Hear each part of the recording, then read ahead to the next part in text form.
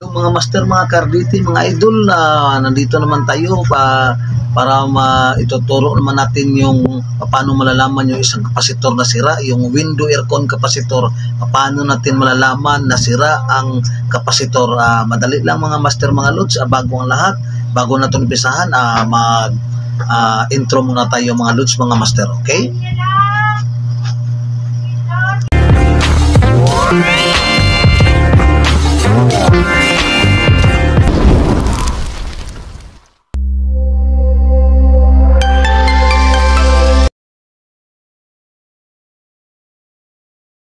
Hello mga master, mga lods, mga ka-RDT. Ang atin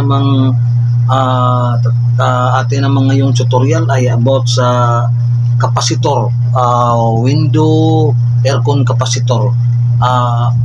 Ang ating kapasitor mga lods, mga master, ay mayroong dalawang klase ng kapasitor. Mayroon tayong dual kapasitor at saka mayroon tayong single kapasitor. Yung dual kapasitor mga lods, ang pinag-ikaiba ng dual kapasitor ay dalawang motor ang pinagsabay niya, yung kagaya ng fan motor at saka compressor, pinagsabay sa isang kapasitor lang yan ang tinatawag na dual kapasitor.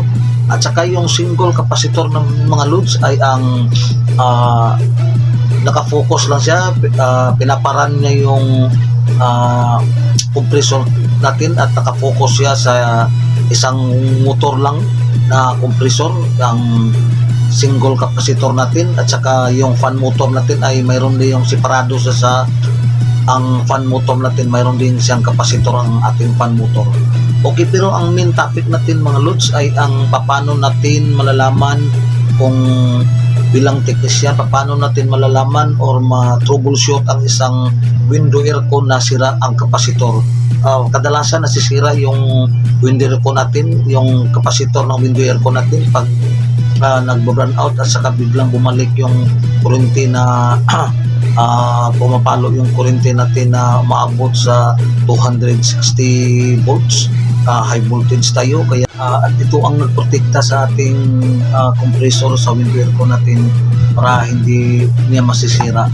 Okay, pero kadalasan mga loads, paano natin, ang pinakamin talaga natin mga loads, paano natin malalaman ang isang kapasitor, good kapasitor or bad kapasitor?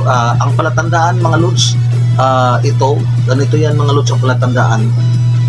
Pag once na lumulubo dito or dito sa harapan lumulubo or dito sa likod lumulubo yung kapasitor, ay ibig sabihin dyan mga loads, mga master, ay sira yan mga master. Pag once lumulubo yung kapasitor natin at sa likod at saka sa harapan, yan ay sira mga loads. Kaya nga hindi natin patagalan yung tutorial natin, dapat direct sa punto tayo para madaling malalaman ng ating mga master, mga idol at mga ka-RDT. At pangalawa mga master, paano natin malalaman isang kapasitor na sira? Pag once tinitesting mo yung kapasitor dito sa mayroon tayong common, herm at saka fan yan para sa fan motor. Pag once tinitesting mo yung common saka herm, pag once na pumapalo yung tester tapos hindi na bumabalik, nakasteady yung palo niya ng tester natin, ibig sabihin sira yung kapasitor natin. Pag once pumapalo sa tester tapos nakasteady, hindi siya bumabalik sa normal,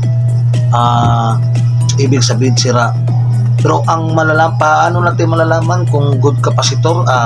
Pag once na tester natin dito, pag once na tester natin pumapalo at saka bumabalik, yan ay good kapasitor, walang problema yan mga ka-RDT, mga master, mga loads. Yan ang palatandaan natin pag malalaman natin ng isang kapasitor kung sira o hindi. Shout out pala sa mga kaibigan ko, kay Bubi Osalia de la Torre, yung pamangkin ko na isang Philippine Army, shout out sa kanya. Diyan sa mga kaibigan ko na mga aircon technician na Ian Roy Bernales, yan, shout out dyan sa Bata, Pipsi. Shout out dyan sa iyo, Ayan Roy Bernales, kaibigan ko na technician.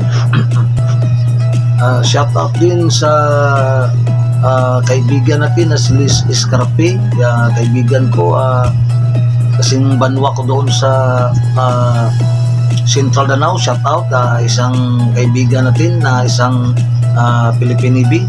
Yan, shout out dyan sa malayo, kaibigan ko, Liz Escarpe.